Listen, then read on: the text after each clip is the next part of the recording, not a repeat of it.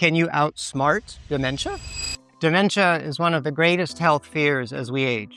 It's not just about losing memory. It's about losing independence, about losing identity, losing relationships. But what if I told you that your lifestyle choices, things that you can start working on today, may protect your brain every bit as much as your genes might decide your fate in the end? This is not science fiction. The research on this is real. And in the next few minutes, I will show you what it means to outsmart dementia. So let's talk about why this matters. So right now, over 55 million people around the world live with dementia.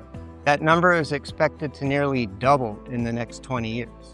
And while there's new drugs and therapies and whatnot that make the headlines now and then, prevention and delay remain our most powerful tools in the fight at this point.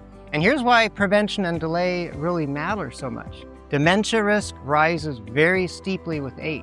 So if we have someone that develops it at 78, right, instead of at 73, they may pass away from something else, something less taxing over time to your family and loved ones before dementia ever even takes hold. And it may seem kind of cold or calculated to say it like that, but your family is going to be sad anyway, no matter what you actually pass away from. But saving them from 5 to 15 years of dementia care is probably worth at least trying for. So what tools can we reach for? In plain sight, the first one is movement. Exercise is medicine for the brain. Both aerobic workouts and resistance training increases the release of a protein called BDNF, brain-derived neurotrophic factor. In plain English, think of BDNF as fertilizer for your brain. It helps neurons grow, connect, repair themselves.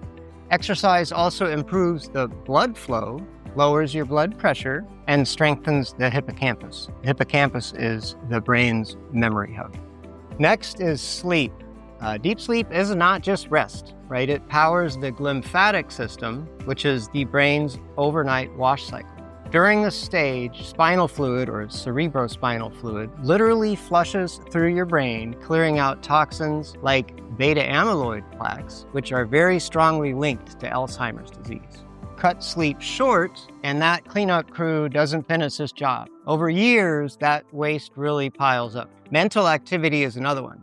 There's something called cognitive reserve. It's kind of your brain's backup wiring. So every time that you learn something new, a language, a musical instrument, or even a tough thought puzzle, your brain builds extra connections. That reserve means that even if disease causes damage, your brain can reroute the signal processing along other paths. People with higher cognitive reserve often show symptoms of dementia years later than those without it, even if their brains look identical under the microscope. So, and I guess it probably should be said that solving the same thought puzzle every day will not help you as much as performing a different cognitively challenging task every day. That should hopefully make sense. Let's talk a little bit about the science of delaying the onset. How much delay are you talking about? Is it 10 minutes or, a decade, or what are we talking about? Studies consistently show that a brain-healthy lifestyle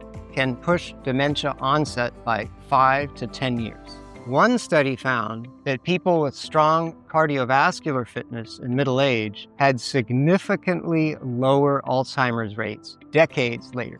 So here's the point. Even if you can't stop the onset entirely, buying an extra 5, 8, even 10 clear years of your healthy life is enormous. That's more time for independence, more time for family moments, more time for you. Let's actually bust some myths. So myth number 1. It's all in your genes. Yes, genes do matter, especially the APOE4 gene, which can signal increased risk. But lifestyle still changes the outcome. Your choices shift the odds dramatically. Myth number 2, crossword puzzles alone will save you. So yeah, brain training definitely helps, but it's not enough all on its own. The real protectors are a package deal. Sleep, exercise, diet, social connection, stress reduction, all of those work together. Myth number 3, it's too late once you're older. Totally not true. Lifestyle interventions work even in your 60s, in your 70s, in your 80s. The brain remains adaptable as long as you give it what it needs. So here's the playbook.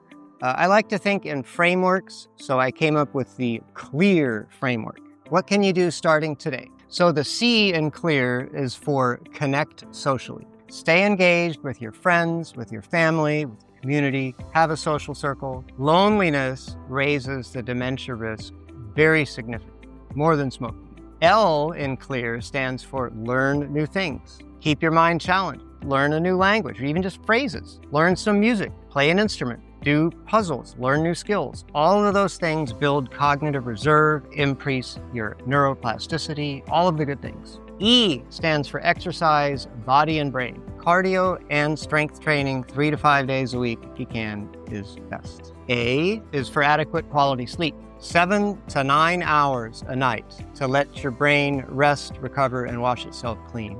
Perfect.